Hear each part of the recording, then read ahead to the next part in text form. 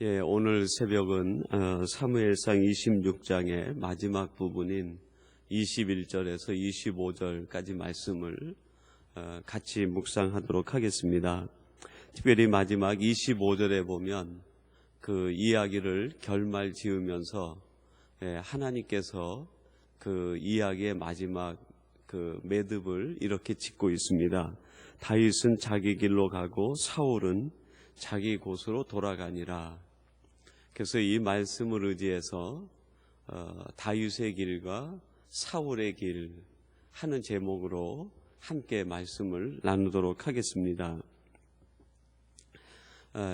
사울과 다윗이 서로 쫓고 쫓기는 그런 이제 생활이 계속 반복되어지고 있습니다.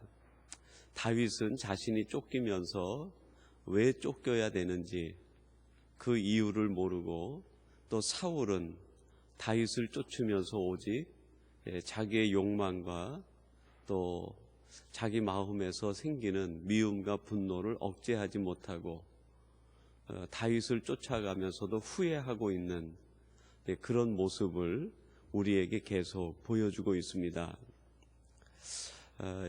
사울은 그 다윗의 생명을 노리면서 자신이 왜 이렇게 해야 되는지, 자신이 지금 하고 있는 그 일이 잘못되었다는 걸 알면서도 그 길을 포기하지 못하고 그 길을 끝까지 가고 있는 사울의 모습을 보면서 때때로 우리 인간의 연약함과 인간의 이 욕망이 얼마나 무서운가 하는 것을 우리들이 느껴보게 됩니다. 우리들이 생활하면서 이것이 잘못됐다 느끼면서도 그 일을 빨리 절제하고 포기하지 못하고 또다시 반복하고 있는 우리 모습을 보면서 때때로 우리 자신이 얼마나 실망하고 우리 자신에 대하여 얼마나 낙심하게 됩니까? 이 다윗을 쫓는 과정에서 다윗이 사울을 다시 한번 구해주게 되면서 사울이 자기의 실체를 다시 한번 돌아보게 됩니다. 그래서 오늘 본문 그 말씀 21절에 보면 다윗에게 내가 어리석었다, 내가 잘못되었다, 지금 내가 잘못된 방향으로 가고 있다 하는 것을 깨닫고 고백합니다. 그런 일이 이제 진행이 되면서 마지막 25절에 보면 다윗은 자기 길로 가고 사울은 자기 곳으로 돌아갔다 하는 말로 그 다윗과 사울의 만남과 또 사건을 통해서 이루어진 그 이야기의 결말을 그렇게 맺고 있습니다. 여러분, 이 사건 이후에 사울은 다시는 다윗을 쫓지 않아야 될 텐데 27장에 가보면 그 다윗이 또 사울을 피해서 이제는 블레셋 땅으로 도망하게 됩니다. 그렇게 도망가면서 다윗이 하는 말이 이제는 내가 사울의 지경에 있지 않으니까 더 이상 나를 쫓지 않을 것이다. 그렇게 얘기하면서 그 블레셋 땅으로 들어갑니다. 실제로 사울이 어떤 사람이 이제 보고를 합니다. 다윗이 이 유대 지경에 있지 않고 블레셋 땅 가드의 땅으로 들어갔습니다. 그런 보고를 받고 나서야 사울이 다윗 쫓는 것을 멈추게 됩니다. 그러니까는 오늘 본문에서 내가 잘못됐다, 내가 어리석었다 그렇게 얘기하고 난 뒤에도 또 옛 생활과 옛 마음에 사로잡혀서 다윗을 또 쫓아가고 다윗의 생명을 노리는 그 일을 반복하고 있음을 우리들에게 가르쳐 주고 있습니다. 그래서 오늘 본문 25절에 나오는 그 사울은 자기 곳으로 돌아갔다 하는 그 말은 사울이 변화되었다 그런 뜻이 아니라 그가 이런 사건이 있었음에도 불구하고 옛 생활을 버리지 못하고 옛 삶의 자리로 돌아갔다. 마음에 있는 분노를 버리지 못하고 분노의 자리로 돌아갔다. 그 마음에 가득 차 있는 욕망을 떨쳐버리지 못하고 그 옛 욕망의 장소로 돌아갔다 하는 의미가 담긴 말씀이라고 할 수 있겠습니다. 여러분, 그렇다고 하면 오늘 이 25절 말씀을 볼 때 우리 모든 인생은 이렇게 두 종류의 인생으로 구분되어지는 것이 아닌가. 자기가 이유를 알 수 없는 그 쫓김을 받고 고난과 역경과 고통을 당하더라도 자기의 길을 성실히 걸어가고 있는 사람이 있는가 하면 늘 마음의 분노와 미움을 품고 욕망을 이루고자 자기 옛 생활에서 벗어나지 못하는 이 사울과 같은 사람이 있는 것이 아닌가.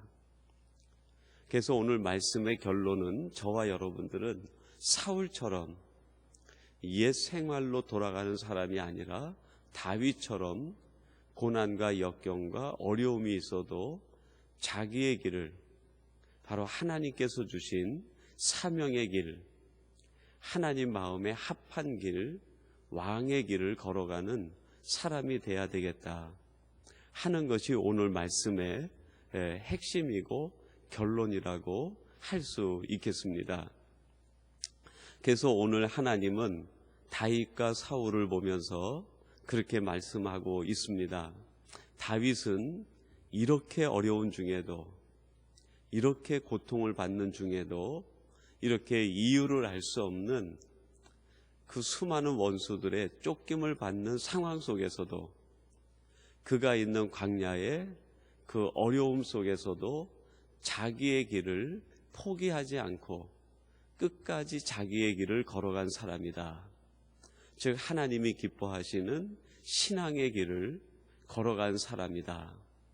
반면에 사울은 옛 생활을 버리지 못하고 옛 습관과 자기 마음에 있는 분노와 미움을 떨쳐버리지 못하고 끊임없이 자기의 옛 생활로, 옛 삶의 터전으로 돌아가는 사람이었다 하는 것을 우리에게 가르쳐 주는 것 아니겠습니까?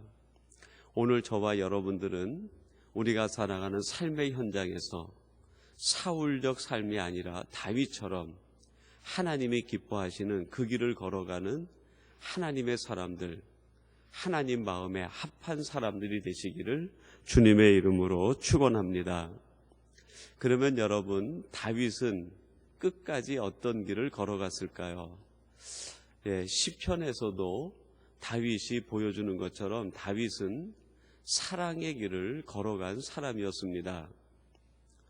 다윗이 사랑하는 사랑은 단순히 인간적인 사랑이 아니라 하나님에 대한 믿음과 신뢰에서, 하나님에 대한 두려움에서 비롯된 사랑의 길을 걸어간 길이라고 할 수 있습니다.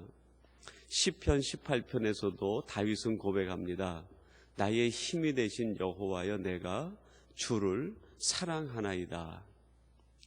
내가 주님을 사랑하는 것과 같이, 또 다른 말로 표현하면 주님을 사랑하면 사랑할수록, 하나님을 사랑하면 사랑할수록 내 주변에 있는 모든 사람들을 더 사랑할 수밖에 없어서 제가 사랑하며 살겠습니다. 이런 고백이 이 다윗의 시편 전편에 흐르고 있는 것을 알 수 있습니다.